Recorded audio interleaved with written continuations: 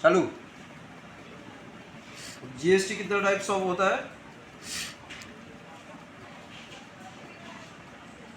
CGST, SGST. Okay, GST का full form क्या है? Goods service tax.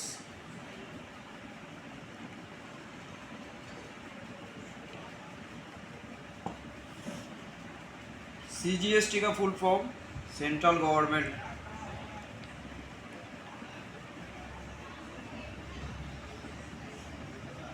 Good service tax, और एसजीएसटी स्टेट गवर्नमेंट।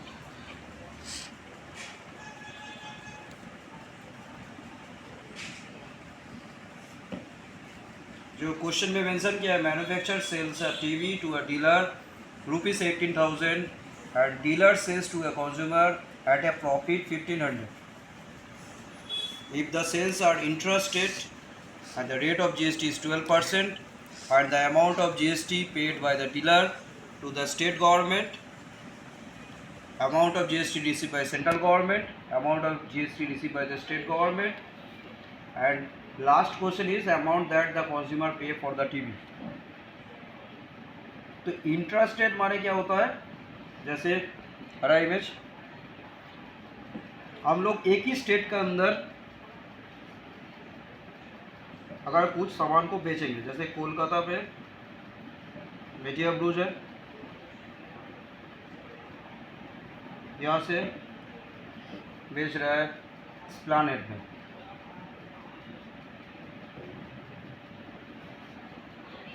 तो एक ही स्टेट का अंदर होगा तो इंट्रा स्टेट होता है। इसमें हम लोग दोनों तरफ ही टैक्स देंगे, एक सेंट्रल गवर्नमेंट को भी टैक्स देंगे और एक स्टेट गवर्नमेंट को भी टैक्स देंगे। दोनों जो टैक्स होगा वो डिवाइड होके देंगे।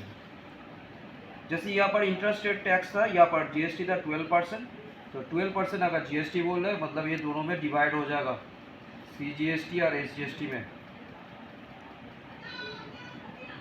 मतलब 6% सेंट्रल गवर्नमेंट को देना है और 6% स्टेट गवर्नमेंट को देना है।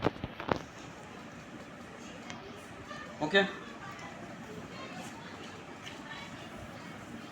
अभी हम इसको रैप करके ये जो मैथ्स है इसका स्ट्रक्चर सजाएंगे। और एक बात बोलना जाएगा, अगर इंटर स्टेट बोलते हैं तो जैसे कोलकाता से यूपी में कुछ सामान बेच रहे हैं ऐसे, तब वो जो पूरा टैक्स होता है वो पूरा गवर्नमेंट लेगा, सेंट्रल गवर्नमेंट 12% जाएगा, तो उसमें कोई डिवीजन नहीं होगा। और वाईजीएसटी तो अभी सिलेबस में नहीं है। तो मैन्युफैक्चर जो टीवी को बनाया वो बेचा किसको? डीलर को।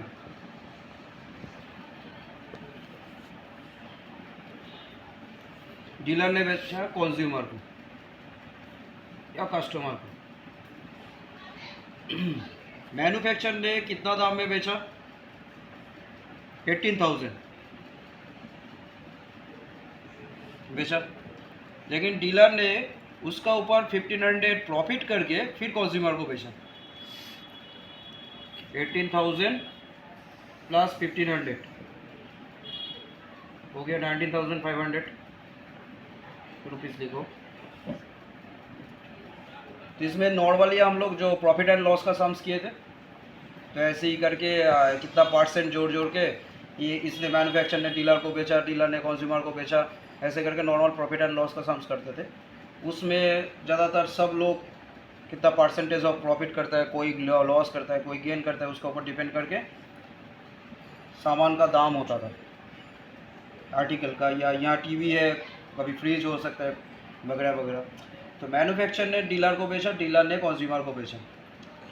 तो यहाँ पर 3 थिंग्स यहाँ पर दिखाई दे रहा है। फर्स्ट पर्सन है मैन्युफैक्चर, डीलर है सेकंड पर्सन, कंज्यूमर है थर्ड पर्सन। और ये जो सेल हो रहा है पूरा इंट्रा स्टेट हो रहा है, मतलब एक ही स्टेट का अंदर हो रहा है, इसलिए इसका जो जीएसटी है वो डिवाइड हो जाएगा एसजीएसटी एंड सीजीएसटी में। ओके, तो मैन्युफैक्चर ने पहले डीलर को जो बेचा, डीलर ने उसका ऊपर प्रॉफिट करके कंज्यूमर को बेचा था, 19,500 हुआ है। तो नॉर्मली क्या कंज्यूमर उतना दाम में ही वो खरीदा? नहीं, उसमें भी उसका टैक्स लगा है।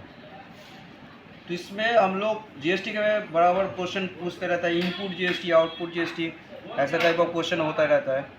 तो इसमें सबका मेन होता है जो बीच वाला टाइम रहता है, मतलब मिडी में जो सेकंड पर्सन, वही सब डीलर कंज्यूमर से टैक्स कलेक्ट करेगा, फिर डीलर कंज्यूमर को, मैन्युफैक्चरर को टैक्स देगा। ऐसे करके जो मिडिल मैन है ये सबसे इम्पोर्टेंट है यहाँ पर। तो हम लोग अभी जीएसटी ये वाला सम्स में कर रहे हैं कैसे? तो पहले 18,000 कॉस्ट प्राइस था, 18,000, उसका 12% जीएसटी दिया डीलर ने पहले खरीदा, ठीक है। तो S GST equals to C GST 1/2 of 12%, 6%।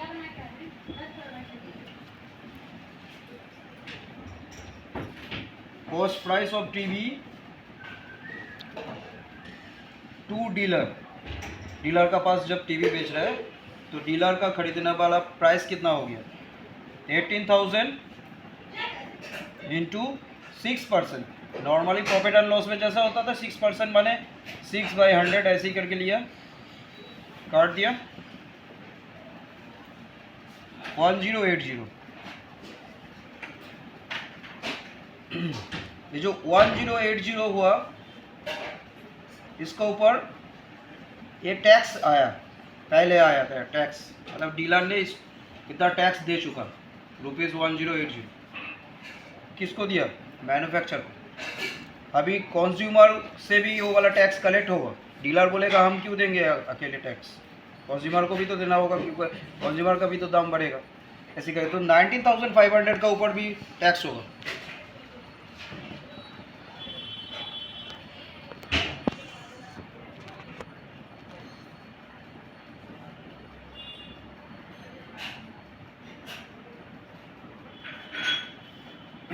यहाँ तक 1080 आया। अभी 19,500 का कैलकुलेट करेंगे, इसको रफ कर देते।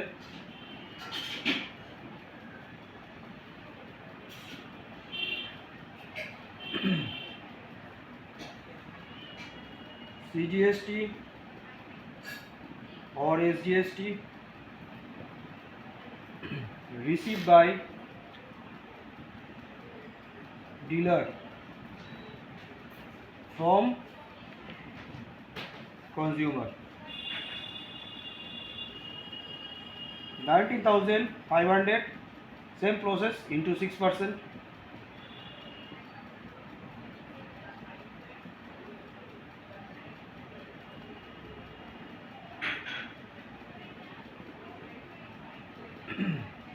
$1170। अच्छा, अभी कंज्यूमर ने डीलर को जो सीजीएसटी एसजीएसटी दिया, ये हो गया हम लोग का, यहाँ पर पुट कर दिया 1170। इसको हम लोग बोलेंगे आउटपुट जीएसटी 1170। और इनपुट जीएसटी क्या था? 1080 रुपीस लिखना जरूरी है सामने। तो डीलर को कितना टैक्स पेड करना है? तो amount of GST, first question था amount of GST paid by the dealer to the state government.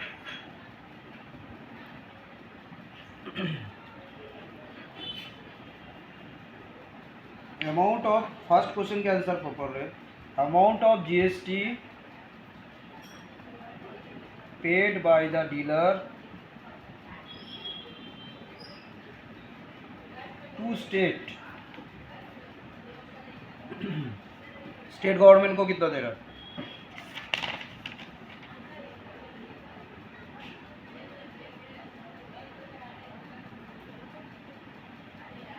इसमें करना है output minus input, output GST minus input GST. एक काम करते हैं, इसको ऊपर में लिखते हैं।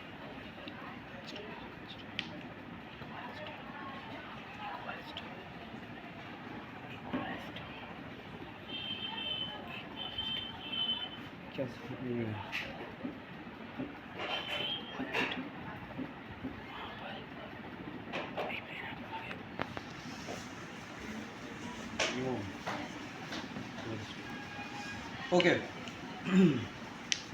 या output GST, input GST. Output GST क्या था?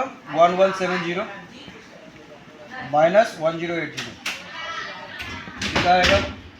090। ये जो 90 रुपीज़ है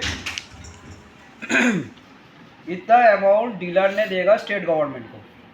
अगर क्वेश्चन में पूछेगा तो डीलर ने सेंट्रल गवर्नमेंट को तब कितना देगा टैक्स? कोई सेम आएगा अमाउंट 90 रुपीज़। अभी सेकंड क्वेश्चन है amount of GST sorry amount of GST receive by the central government. क्या तक सब हो गया लिखना? हम रब कर रहे हैं इसको।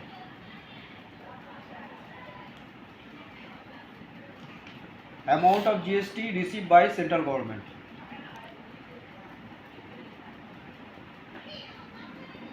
GST receive by central government.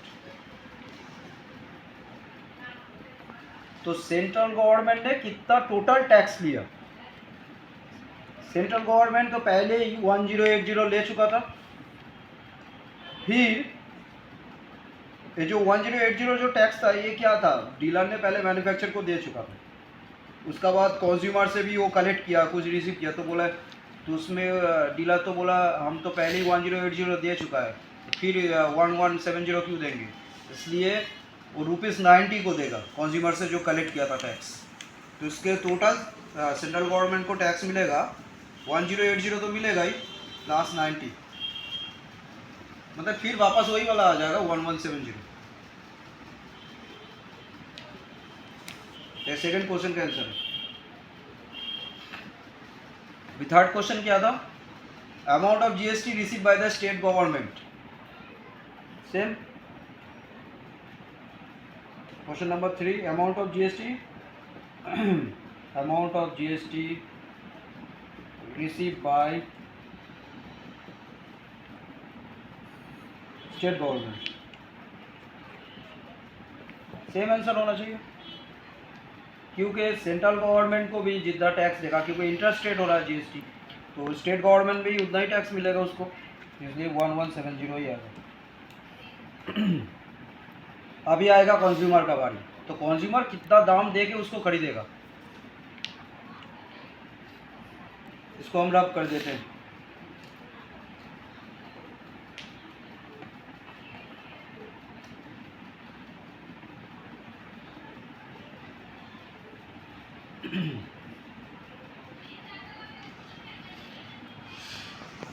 चार number answer, amount that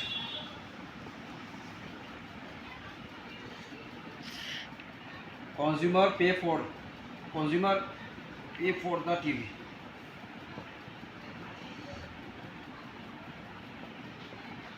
TV के लिए कितना दाम देगा? तो पहले तो कंज्यूमर जो डीलर से खरीदा था, प्रॉफिट 80,000 का बाद 1500 प्रॉफिट से डीलर ने जो कंज्यूमर को बेचा था, वो तो कंज्यूमर को पता ही नहीं है डीलर ने कितना प्रॉफिट किया, कितना लॉस किया, वो सब उसको पता नहीं रहता है। तो डीलर ने कंज्यूमर का पास बोला था इतना 19,500 टीवी का दाम है, उसका ऊपर तुम्हारा जीएसटी लगेगा, तो इसलिए 19,500 उसका दाम हो गया। उसका ऊपर जो जीएसटी लगा, मतलब सेंट्रल गवर्नमेंट को भी टैक्स दिया, सीजीएसटी भी हुआ और स्टेट गवर्नमेंट का टैक्स भी हुआ, एसजीएसटी, ये दोनों जोड़े गए एक साथ। तो 19,500 का साथ ये सीजीएसटी कैसे आया था? हम लोग नॉर्मली 1170 लिख सकते हैं, मतलब, लेकिन ये क्या था 1080 पहले मैन्युफैक्चर ने गवर्नमेंट को टैक्स दे दिया था जो डीलर से कलेक्ट किया था। उसका बाद 1170 कंज्यूमर से डीलर कलेक्ट किया, उसमें जो डिवाइड माइनस हो गया हम लोग का आंसर आया था 90 रुपीज़। तो वो दोनों टैक्स इसका साथ जोड़ के जो आंसर आएगा वही होगा सीजीएसटी, और सीजीएसटी जो होना है वो भी एसजीएसटी का साथ इक्वल ही होगा। तो इसमें हम लोग 1170 अगर लिखेंगे टोटल इस 1170 कैसे आ रहा था, 1080 प्लस 90, सेम इसमें भी होगा। इसका टोटल आंसर आ रहा है 21,840। तो मतलब टीवी का दाम 18,000 था, अभी टीवी जब कंज्यूमर ने खरीदा इतना दाम पड़ा।